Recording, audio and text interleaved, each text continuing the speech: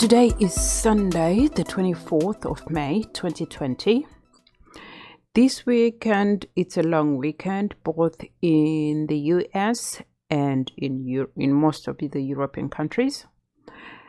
This effectively means that there will be low volume on the markets when the market opens on Sunday, going into Monday. Having said that, you might decide to trade, although I wouldn't encourage that, because if there's low volume, it's either nothing much happens or you'll be whipsawed up and down, or due to low volume, you'll have a lot of slippage and widened spreads.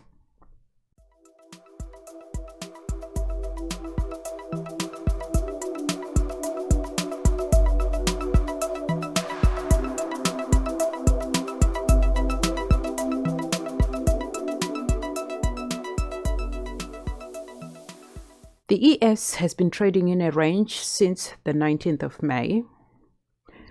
The probability of the price hitting the highs and going through is quite high, bearing in mind that this is part of a larger move established since the 14th of May.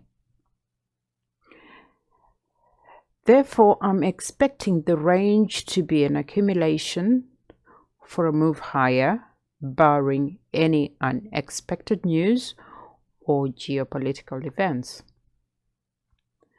The important thing to bear in mind when placing any trade is to wait for the price action to confirm the move for a high probability trade with a lucrative risk-reward ratio. Always aim for at least 1 to 1.5 R. Basically, this means that if you are willing to risk $1 or £1 or €1, you should aim to be getting back at least 1.5. I hope that makes sense.